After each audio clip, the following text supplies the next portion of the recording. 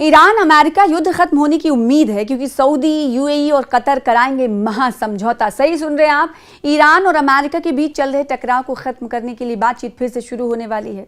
और ये बातचीत कौन कराएगा? सऊदी अरब, यूएई और कतर इसमें मीडिएशन की भूमिका निभा रहे हैं। ट्रंप के मुताबिक मिडिल ईस्ट के इन तीनों देशों ने समझौते की संभावना जताई है और साथ ही अमेरिका से ईरान पर हमले रोकने का आग्रह भी किया है। अमेरिका और ईरान के बीच युद्ध खत्म करने के लिए फिर से बातचीत शुरू होने वाली है।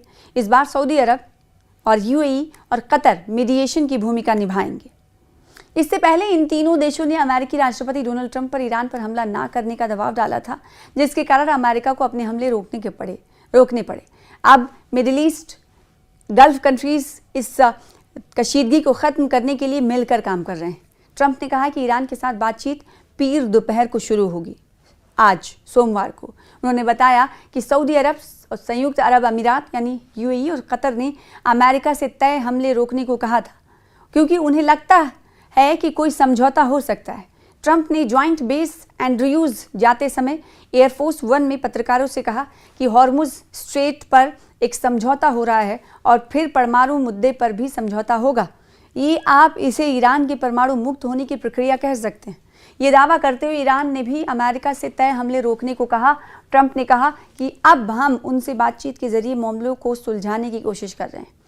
एक अमेरिकी अधिकारी ने समाचार एजेंसी एक्सियोस को बताया कि सऊदी क्राउन प्रिंस और प्रधानमंत्री मोहम्मद बिन सलमान अल सऊद ने शनिचर को ट्रंप से फ़ोन पर बात की और ईरान के खिलाफ मुजव्वज़ा कार्रवाई की योजना पर तशवीश का इजहार किया और स्पष्टीकरण मांगा। इन देशों ने युद्ध खत्म करने के लिए ट्रंप से गुजारिश की थी।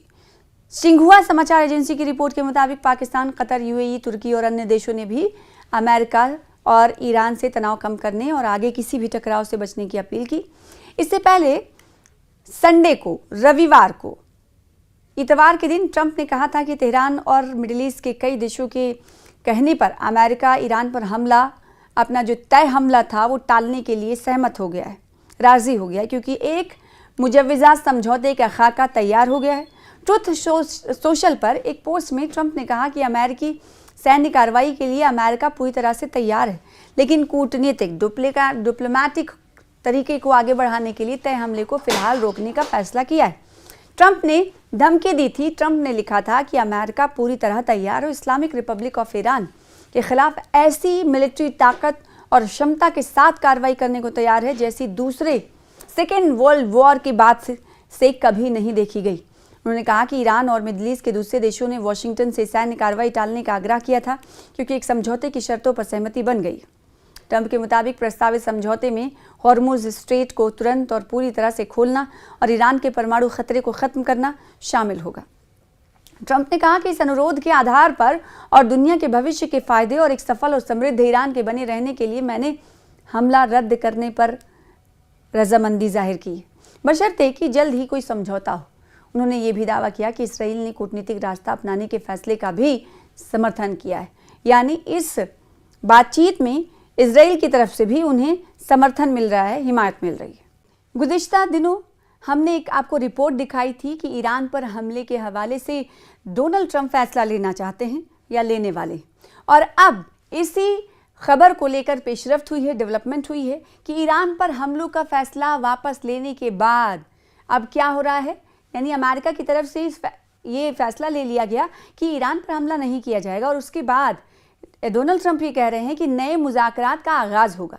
कब होगा, कैसे होगा, कौन कौन बातचीत में शामिल होगा, इस हवाले से जानकारी नहीं, लेकिन इतना ज़रूर है, हरी झंडी इस बात की है कि बातचीत की शुरुआत होगी। अमेरिकी सदर डोनाल्ड ट्रंप ने इतवार और पीर की दरमियानी शब ऐलान किया कि अमेरिका ईरान के साथ दो अलग अलग डील करना चाहता है, जिनमें एक स्ट्रेट ऑफ हॉर्मुज से मुताल्लिक है, जुड़ा हुआ है, जबकि दूसरा ईरान के एटॉमिक प्रोग्राम के खात्मे से मुताल्लिक है। यानी दो डील ईरान अमेरिका के साथ करना चाहता है। पहला तो ये कि इस वक्त स्ट्रेट ऑफ हॉर्मुज पर जो नाकाबंदी है उसे खोला जाए, और दूसरा ये कि यूरेनियम की अफजूदगी, एटॉमिक एनर्जी को जो जौहरी प्रोग्राम जो जारी रखे हुए जिसे बनाना, उस पर बातचीत ईरान से करना चाहता है अमेरिका।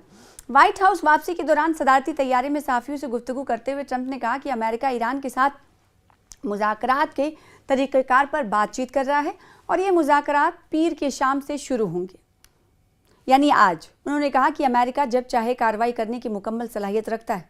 ट्रंप ने इंकशाफ किया कि हम दूसरी जंग अजीम के बाद ईरान पर सबसे बड़ा हमला करने की मंसूबाबंदी कर रहे थे।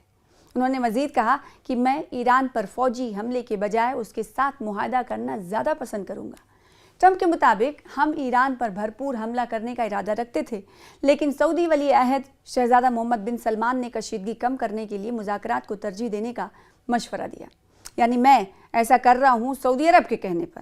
उन्होंने बताया कि ईरान पर हमला मौखिर करने की मंजूरी दे रहा हूँ, क्योंकि ईरान और मशरिक़ वस्ता के कई ममालिक ने हमला मुलतवी करने की दरख्वास्त की थी।